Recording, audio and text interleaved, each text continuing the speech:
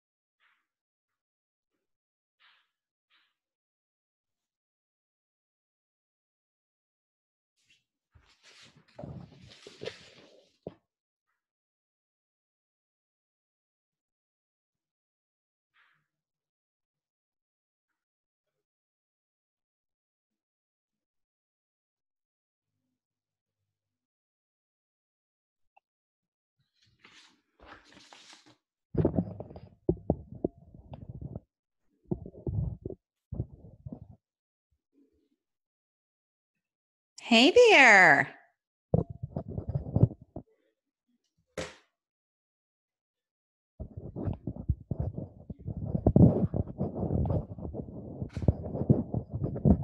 I don't hear you yet, but wait a minute. Looks like you're muted. Hello. Hi, honey. How are you? I'm great. How are you? Oh, you look good. You look bright and shiny. Thank you. Is this lighting okay for you? Yeah, it's totally good. We probably won't even show the video. So like I turned my bright light off just because like it's been glaring at me in my eyes. So, but yes, you look very beautiful. Thank you. Thank you. How is it in California? I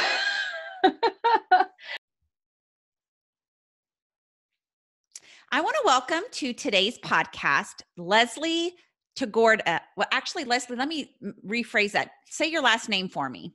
Tagorda. It is Tagorda. Okay, I'm going to snap my fingers for Meg to know, and then I'll start again. Today, I'm excited to welcome Leslie Tagorda to my podcast. Leslie and I met through a mastermind. We're colleagues and friends, and I want to tell you a little bit about her. Get this, she is a brand astrologer and designer, and she helps women-owned businesses and nonprofits shine brightly online. She created Astral Brand Framework that combines brand strategy and precise astrological insight to help businesses. She also hosts her podcast, The Savvy Luminary. Welcome to the show, Leslie. Hello, Kim. Thank you for having me.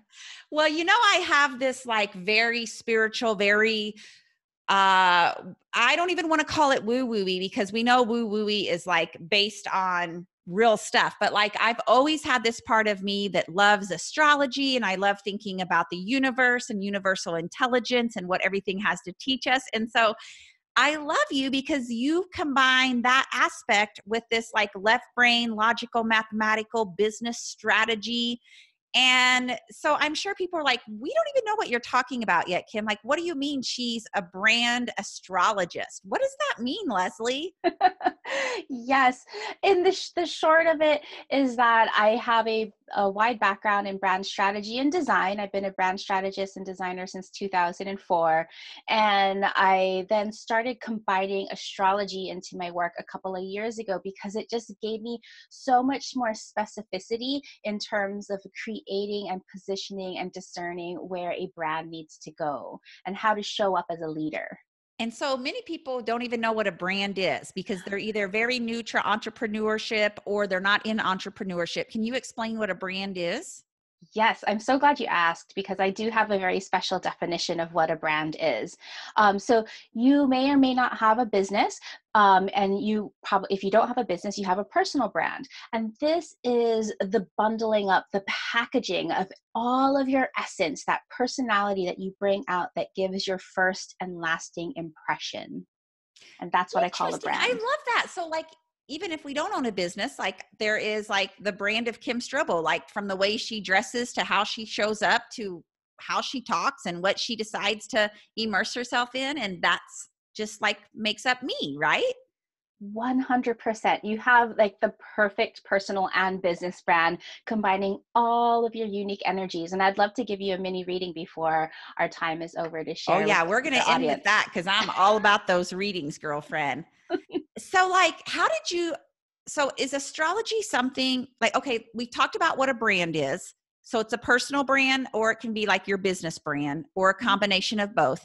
Then explain to those who don't really understand astrology, what is that exactly? Right. So most of us know our sun signs, right? And we might read our horoscope in the paper or the magazine, and we'll be looking at our sun sign. And so there's Is your 12 sun zodiac. sign, I'm sorry, is your sun Go ahead. sign your horoscope sign? Yes, normally it's the horoscope sign, unless you're reading some kind of like really in-depth geeked out astrology site. Okay, so my sun sign is I'm a Pisces. Got it. Exactly. You are a Pisces. But we are made up of so much more than just our sun sign. The sun sign is kind of just like the tip of the iceberg.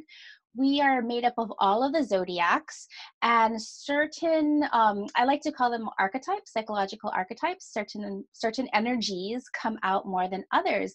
And when we can combine our unique energy, kind of like a recipe, we then, how can I say it?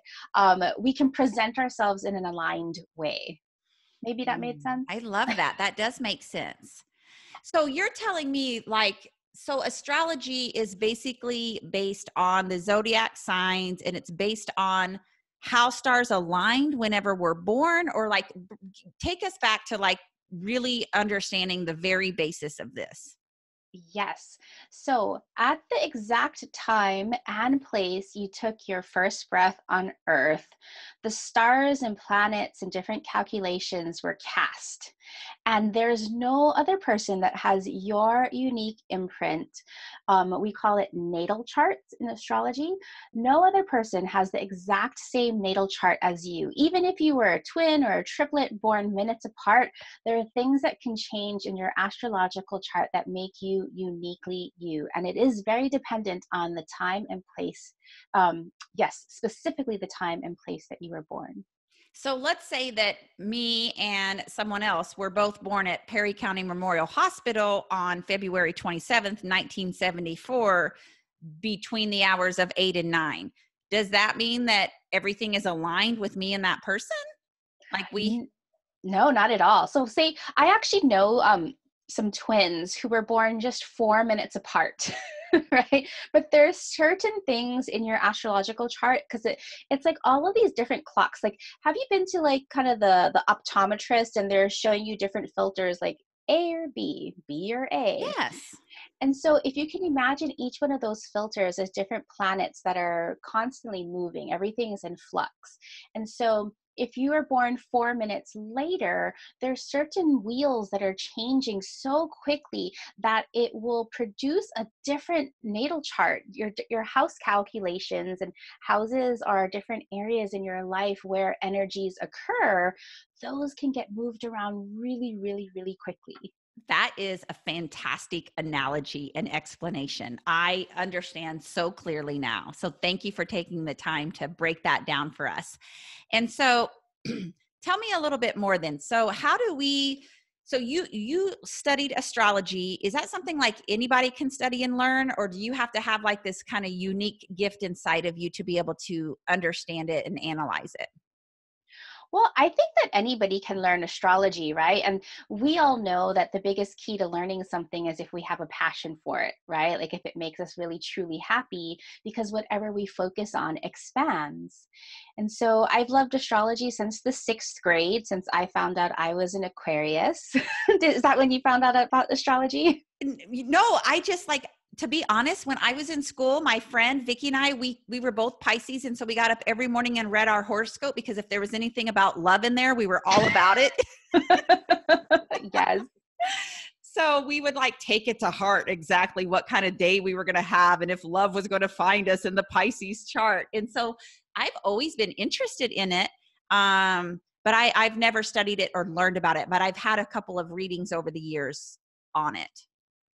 Yeah. And I think that's how people's interests start off, right? People love astrology, especially in uncertain times. Like right now with kind of our global pivot, like I have not been busier because people are looking to the stars. For whatever reason, the stars present some kind of stability. Right. There's something that we can look at, we can measure, and we can kind of rely on to always be there. And so in times when we're unstable, we look to astrology. And like you were saying, you and your friend looking at the horoscope every Sunday whenever it came out about love, that's the first place that people go to. Like, am I going to match with this person? Am I going to match with this person? But the more you delve into astrology, you learn that your Pisces, your sun sign, is one of three key pillars that anybody who knows their birth time and their birthplace can go to any astrology site like astro.com for a free chart. And you can plug in your birth time, your birthplace, and it'll give you a full map of all of the stars, all of the luminaries at the time you were born. And you're going to want to know primarily your sun sign. Then you're going to want to know your moon sign. And then to me, this is the most important sign that some people know about. It's called our rising or our ascendant. Mm. And okay. And so first of all, let me back up because you've all of a sudden piqued a bunch of people's interest. They're like, what's that website? You mean I can get my free chart? So if you go to astro.com, you can place in there the time of your birth, the place of your birth, and all of that date. And then it's going to spit out this chart that's going to give you at least some idea of what your sun sign, moon sign, rising sign, all of that is. But then somebody like you takes that information and interprets it for people, correct? Correct. Now, if you go to astro.com, they'll give you interpretations too, so you can definitely get your toes wet. But then you find an astrologer that you trust and you love that has kind of the same perspective as you, right? Because we're all coming to this with different filters, right? People come to you because they want to be happy.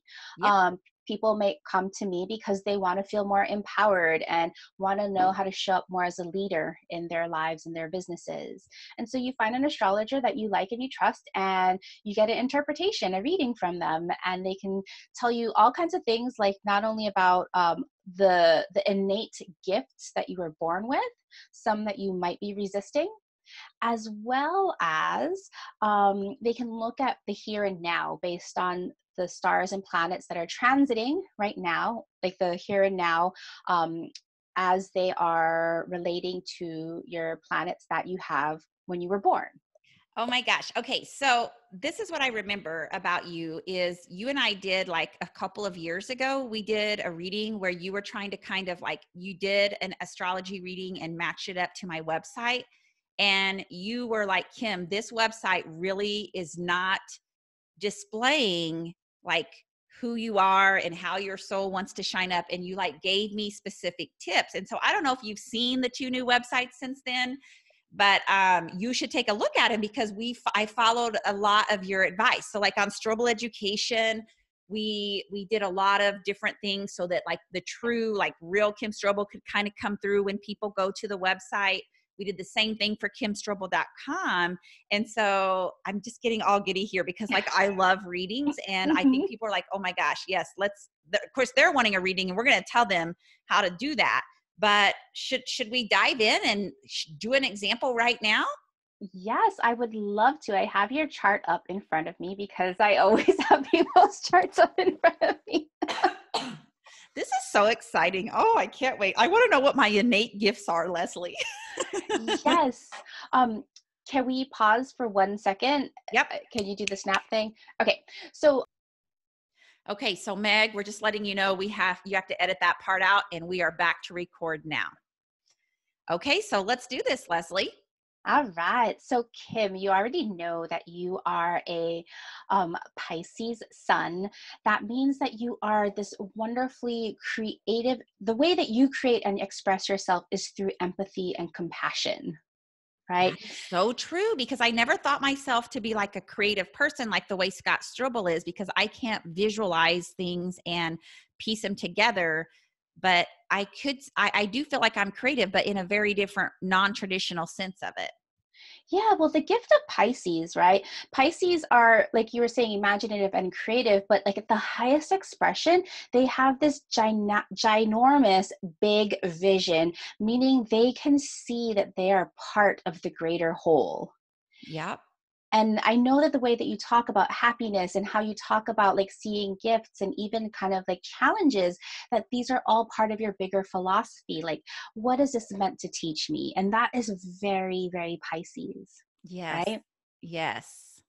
And then you also have a Taurus moon, and Taurus moons are, they're so, I want to say, and I want to say sensual, meaning they love coziness. They love being embodied and they really need to feel, mean not like emotionally feel, but sensory feel, like always craving that hot cup of cocoa or tea or whatever you drink, always those lush fabrics, always just always feeling really secure in your senses. That is so interesting because first of all, I have to have a hot cup of tea every day. And my primary love language is touch, right? So, like, I'm not lying. I need to be stroked. Like, Scott needs to stroke my arm or hold my hand or hug me or pat me on the back. Like, I have to feel his physical touch. Um, and so, yeah, I very much see that in me. And so, sensuality, I Yes. like terming it like that. Yeah. Well, and why it's so important to know that that's your moon sign, right? That's like this inner thing. Like you've done the work to discover that, and I can see that in your chart. But when we know that from this like deep, intuitive, emotional level that we need to be touched like you Yes. do, right? Yes. How much more like empowered does that make you feel when you go about your day, when you can tell your partner, hey honey, just hold me for a little bit because that's what I need to feel grounded? Exactly. And like I kind of always knew that about myself, but then you start to take on the labels like, well, you're needy, or like somebody else doesn't need that, so why do I need it? Or why does Kim have to schedule a massage every Friday? Well, Kim has to schedule a massage because she really likes, and maybe Scott Strobel touches her as much as he can, but not enough. So then I get 90 minutes of touch from the massage therapist, right? Right. And when when you're meeting your emotional needs like that, you can work and be so much more productive and self-confident. And so like understanding our needs and like really giving them the TLC that they desire just makes you a more whole person that can actually go and accomplish the big and scary things that you need to do every day. I'm having a big aha here, Leslie, because seriously, this weekend, I didn't know if like I was just in a bad mood, or like I couldn't figure out, but I found myself being kind of snappy to my husband because he's been going out to our farm all of the time and spending all these hours out there, which I really love for him to do. And to be honest, I like my alone time, but what you said is so spot on. Like I felt myself getting grouchy, and it wasn't because he was out at the farm. It's because he wasn't paying attention to me when he was home. And so on Monday, I just said like, I'm just feeling disconnected from you. I just need you to like sit by me on the couch or maybe go to bed with me at the same time. Like that's what it was. And so I was kind of like slapping myself across the back because I was like, what is your problem, Kim? Like you just laid on the couch and watched Netflix. So you're not really upset that he went to the farm, but it's because like in my head, he had physically distanced himself from me because his need might not be as great as mine. And so then I communicated that to him. Yeah, that's great that you were able to do that. I'm so proud of you. Yeah, I know. I'm just having ahas though, because like, I did kind of like self-judge myself. Like, why are Yeah. you getting your panties in a wad over this, Kim? And you're not really mad at him for going to the farm. So what are you mad about, or what are you frustrated about? And it was the touch. So what you said really just kind of brought it together for me. See, isn't it amazing when we just kind of, when we honor what our needs are, when we know what our needs are without judging them because it's part of our energetic makeup? Yes. Yeah. And somebody else who's listening to this podcast, they're like, I don't want my husband touching me. I just want him to empty the dishwasher and take the trash out. For me, Sagittarius moon who loves freedom, I'm like, give him a space, give him a space. Yes. Oh, keep going. Keep going. What is my rising sign, son? I can't wait to hear. Yes, and your rising sign. So, Kim, I hadn't looked at your chart since you had mentioned a couple of years ago, and I revisited it. And every time I look at somebody's chart, it's like this onion, and you peel back the layers, and you notice something new each and every time. And we are born just a couple of weeks apart. Um, yeah, I'm Same two year? weeks older. Same year? Yeah, I'm 2 weeks older than you. Wow. So I'm an Aquarius. The sun moved from Aquarius to Pisces when you were born, but we have some of really, really big signatures that are very similar. So the biggest signature that we both have the same is that we both have Gemini rising. And Gemini rising, it doesn't matter that we are just 2 weeks apart. That actually doesn't have anything to do with it. It was just it from the at the time that we were born. It was very similar. Where the zodiac sign of Gemini was rising on the eastern horizon from the time we took our very first breath. And why this is super interesting is because we both have Saturn and the south node in Gemini right on our rising sign. Wow. So So tell us what what this that means, means. I know it's a little bit technical, it's a little bit out there, but as a Gemini rising, this is how people already see us. Our rising sign is what I call in my Astro brand framework our outer brand. This is the way that people are already experiencing us. And oftentimes, this is where the biggest disconnect is, right? Because we are so busy inside ourselves that it's really hard for us to, if we could only see ourselves as others saw us, Yes. right? And so when we know that people are already seeing us, me and you, Kim, specifically as Gemini rising, meaning the storyteller, the teacher, the one that creates a dialogue, the one that is engaging and curious and asking questions and knows a lot about a lot of things. Like, don't ask us to like go really deep into a problem. Like, we don't have time for that. We have too many other interests. Right. Yes. Yes. Right? That's the Gemini rising. And so when we can also again validate that that's the leader, that we're supposed to be the Jane of all trades, right? Like Yes. we don't have to judge ourselves or saying, oh, well, why can't I go really deep into this one subject? Well, of course we could. We're smart enough. We know how to do it, but that's not our energetic makeup. People want us to just spread the love and tell the stories and be this Jill of all trades for them. Yeah, that makes a lot of sense because as I've been reevaluating both my happiness coaching business and my Strobel education business, the thing that I find, and I fought myself a little bit on it, but like I really don't, I don't want to create like, I don't want to do a ton of like full day trainings. Like I literally want to get on the stage and do the storytelling and get everybody fired up, and then I want to be done. Yes. And so like my days of wanting to go really, really deep into the content, I think that's needed. And that's why I have people on my team that can do it. But for me, I'm really starting to see that that part doesn't match up with how my soul wants to show up. And so it feels kind of free to hear you just validate that I am feeling that shift and wanting to pay attention to it, but being a little scared to pay attention to it. Yes, that is exactly what it is. And people need the Gemini risings. Like we're the ones that like are the social butterflies that connect lots of people and engage, right? At the lowest expression of Gemini is that we're so busy doing all the talking, we forget to listen. Right? But at the highest expression of Gemini, and all of the zodiacs have different levels of expression, right? So we're always operating from our zodiacs. It's just that we have to fine tune so that we're operating from the higher levels of the expression. And Nice. so for Gemini, the highest level of expression, it's engaging, it's creating a dialogue, it's listening. Yes, that makes so much sense. And so that's how other people see me as well, or is that what you're saying? Yes, that is how other people already naturally see you. So when we look at this from a branding perspective, what a gift to know the type of leader, the type of guide we are supposed to be. And that's represented from the rising sign. So even if you don't have a business, like say you are a community leader or even just like the leader in your family, right? How do you show up more authentically? So it could be where people like you more or trust you more.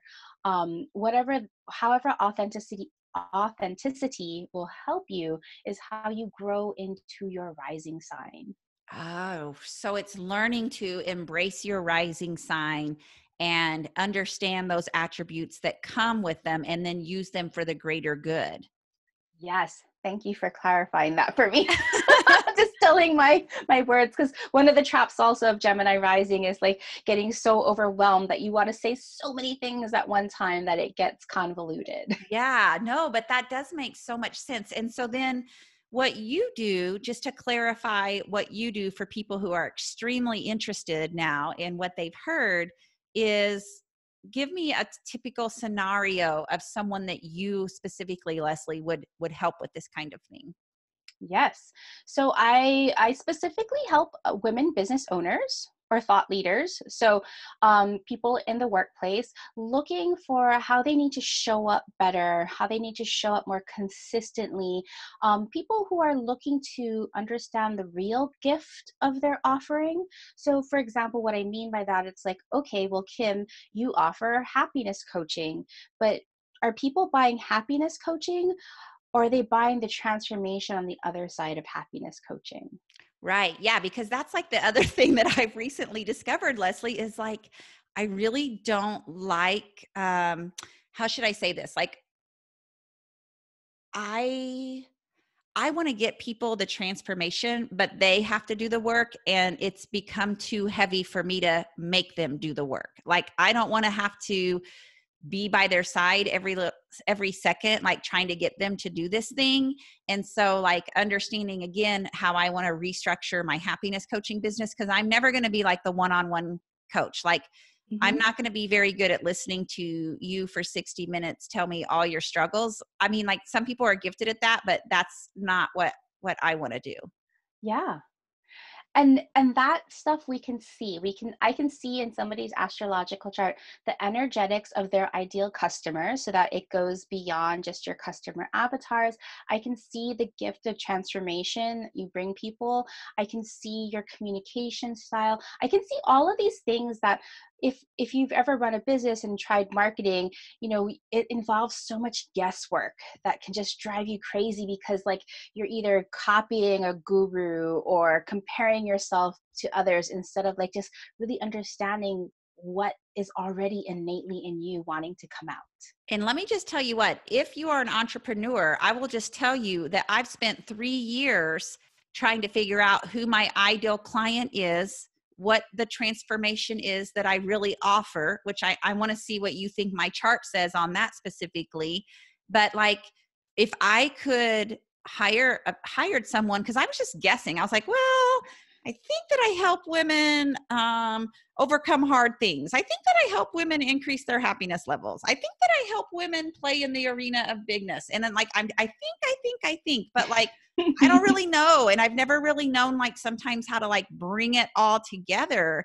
And so if you're sitting here telling me like way back when working with you would have helped clear the mud out of all that water, that would have saved me a ton of time, you know? So that's a wonderful gift that you give to entrepreneurs who are wanting to do this. And you're right. We're simply guessing because we don't really know. Yes. And I think, that's my challenge too, right? It's like, I know that I can give this insight, this valuable insight to people, but trying to explain it in a nutshell so that people can instantly understand when I tell them I do brand astrology of Yeah. what is entailed. It's like, how do you do that? Right. But now, like, as I've kind of asked you these questions, like, it's really making sense. But you're right. It's a very technical thing that when we first like read your bio, we're like, well, what is that? What Yeah. is astrology, and how the heck does that tie to your business and being an entrepreneur? And how does that tie to your brand and who you are? But just kind of having you do it today with me as an example, I think it's becoming really clear to the audience that's what your special sauce is. Yes. I just help people see their map that's already written in the stars, where they need to lead within their life and how they need to align to their own energies so that they become the magnet to the people that they're supposed to serve.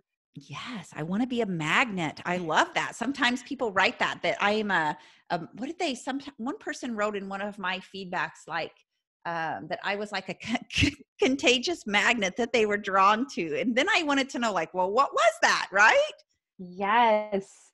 Oh my gosh. I could talk about astrology all day long. And you do have a chart that is set up to be a compassionate, empathetic, inspirational leader that spreads her happiness through not just joy, but the embodiment of joy. Like you Mm. communicate through the way you feel in your body. Again, going to that sensational aspect of it all.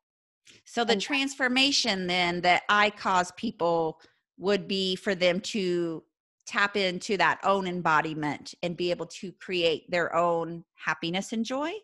well, that's the way you do it. But the gift that you bring to them is that create, you help them in essence. I know this is going to sound really, really, really interesting, but you help them in essence become better mothers.